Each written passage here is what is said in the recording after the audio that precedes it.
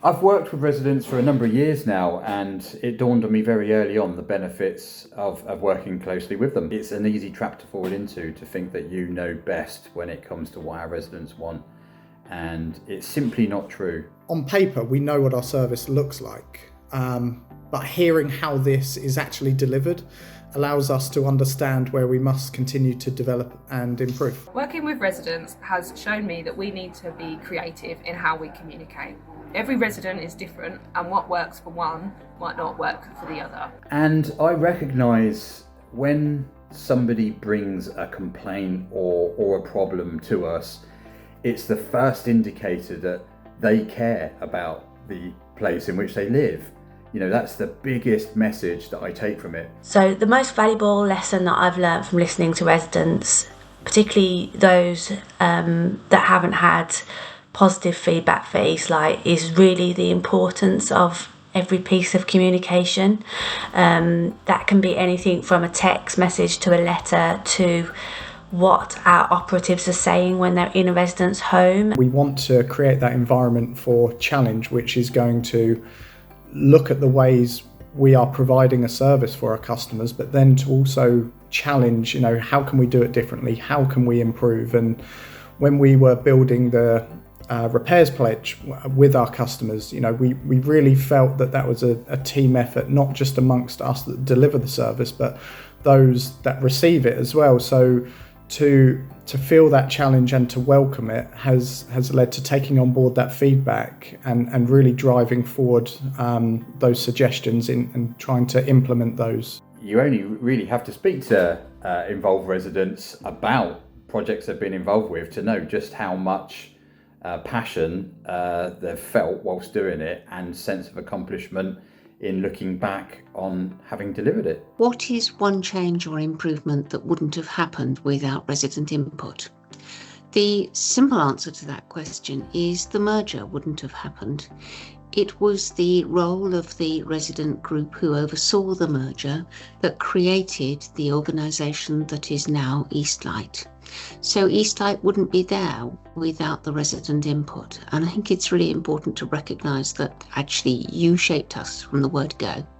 And that's a phenomenal thing to have done. One change or improvement that wouldn't have happened without resident input is, I think we'd still be using the word vulnerable. It's so easy for words to lack meaning without understanding how it feels to be labelled with one. So using the term vulnerable, I think, was always used with the best of intention. But just because someone has a health concern or is of a certain age, it doesn't mean that they're vulnerable.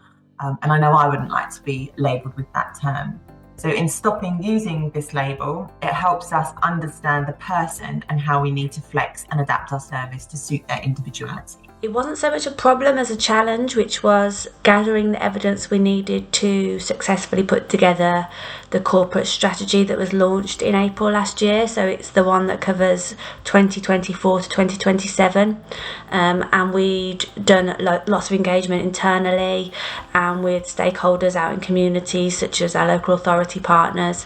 But it was really the feedback that we'd gathered from residents over a period of time that really helped shape our priorities, and they're the priorities that are the 7 key principles that you can see in the strategy document today, and they really do shape everything we do at Eastlight. So it was a big job. The most rewarding part of working with residents on a project is getting to know people and having challenge from people who really know what it feels like to be on the receiving end of our services. Whilst data is helpful in understanding customer behaviour, hearing firsthand about how our services impact customers is invaluable.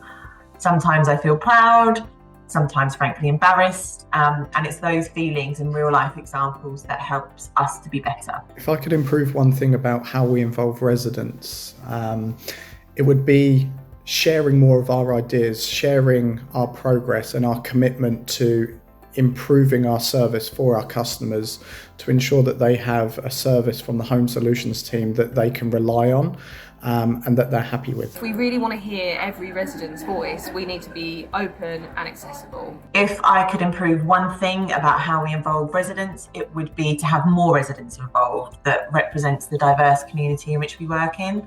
There seems to be less young people And I understand that it's hard, particularly for those with children or working or who don't find it easy leaving their home. So our job is to make it as inclusive and easily accessible as possible. What would I say to a resident who wasn't sure if their voice was heard? I would say very simply, we are listening. We need your knowledge, we need your expertise. As I said earlier, you helped to create Eastlight, and it's your knowledge and expertise that will go on making it great. You will keep our feet on the ground. You will demand the best possible performance from the organisation. We are listening. Please tell us. I'd like to say a big thank you for getting involved and for representing your neighbourhoods and communities. It really makes a big difference in the service that we provide and in shaping the way that we work. I'd like to say a big thank you to our residents for being involved, because with your feedback and engagement, we can continue to evolve and improve our services, tailored to meet your requirements and ensuring you remain safe, satisfied and proud to be an Eastlight resident. I'd like to say a big thank you for getting involved, because we really appreciate you giving your time like you have today.